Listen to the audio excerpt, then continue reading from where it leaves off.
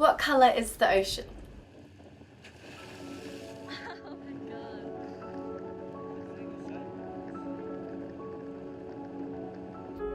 If you and I were at the beach during sunset and I asked you what colour the ocean is, what would you say? Would you compare the dazzling reflections of light upon the surface to diamonds and the auriferous coat laid upon the sea to a certain metal? Would you turn your head to look at me to answer my question and note the blue of my eyes? So cute. And then notice the differences between what you had seen on the horizon versus what you had seen in my gaze and say that the ocean is gold. Maybe you would instead see similarities between the two. Notice how when the waves break on the shore, there are still flashes of turquoise, indigo and violet. Perhaps you would laugh at my question, what are you talking about? The ocean is blue. Maybe I'd look away from you and contemplate an answer. No matter what you had chosen, I would have disagreed. What colour is the ocean? This is not an interaction I've had with a past lover. It's entirely made up.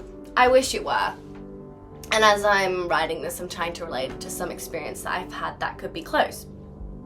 But nothing really comes to mind, although I can think of a few times I've been to the beach with boys. There was this one time I was standing on a lookout over the ocean, having been driven there in his admittedly cool car, although I would never ever tell him this. My lips were very chapped from swimming and I danced around his questions and I felt both exhausted and coquettish. I felt as though I had to open up to him, so I offered him some half-truths, kidding myself into believing them. Yes, I do feel my relationship with my body has changed since quitting my sport. Yes, probably I am hyper-independent, whatever. Then I'd make him laugh to try and forget about what I just said. And I remember trying to get him to kiss me, but he never got the hint, so I said some more things that I didn't believe to pass the time, to try and make whatever it was between us feel meaningful. Anyway, person is irrelevant, and I honestly forgot about him after our date. After leaving his car, I had an inclination that I should feel more, but he bored me. I think he felt inspired by me, whereas I had only been interested in dating him because I thought there was more to understand. I was mistaken, he didn't know what he wanted. When I used to write music when I was younger, it was almost always about the ocean. And then I moved on to seasons, and then for some reason hormones. I love a theme. But the ocean has always been something that I could project my emotions onto. It was such an easy way for me to try and make sense of what I was feeling, especially when I was younger. But recently I've come back to my old muse, perhaps because it has been several months since I last saw the ocean. Here's an excerpt from recent lyrics.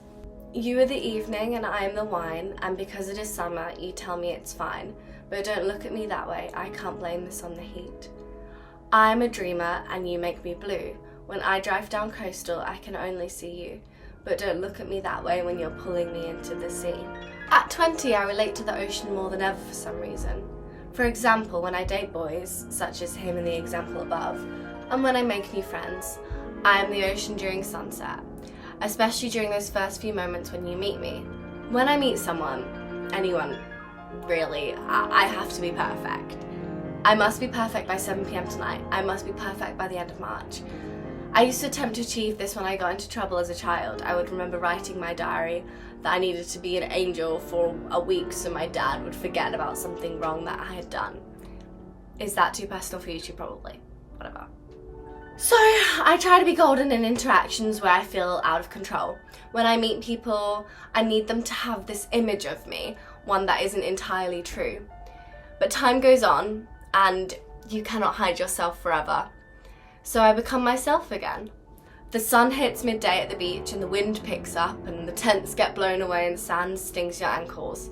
Some people might sense the blue underneath it all and see that there are parts of me that are hard to chew. Some creatures beneath the surface of the ocean are ill-intentioned and selfish. I have this deep-rooted feeling that deep down I am unlikable and that I am cold and difficult to be around. And yet still the people I love don't leave me. They just place pebbles at each corner of their beach towel in the howling wind and reapply sunscreen. Some people even go for a swim. I guess the temperature difference between the surface of the ocean and the bottom doesn't bother them. Or maybe they don't notice. And I guess that's love. I've had conversations with friends about my feeling cold before. I'm always surprised to find that it's only me who views myself this way. I'm not sure what the answer is, and I'm not sure how to fix the way that I feel or how to view myself in a different way, which is a sentence I say all the time. It's probably not what you wanted to hear if you related to the above. So where does this leave my ocean analogy? What can I learn from this comparison? Ironically, my favourite time at the beach is in the morning, when the water is crystal clear, the waves move the sand in artful patterns and swirls, when the morning sun hits the surface at the right angle and you can see right down to the darkest depths and all the unlawful creatures don't look so menacing. The jellyfish just blob by pleasantly, the stingrays dance and the seaweed waves gently. I love the ocean this way the most, the same way I love the people I love because of their flaws, and to truly know someone is such a beautiful feeling. I must finish this video with a classic line, a stupidly obvious ending. Cringe, but I must complete this piece. I am very sorry. What colour is the ocean? The ocean is clear. Duh.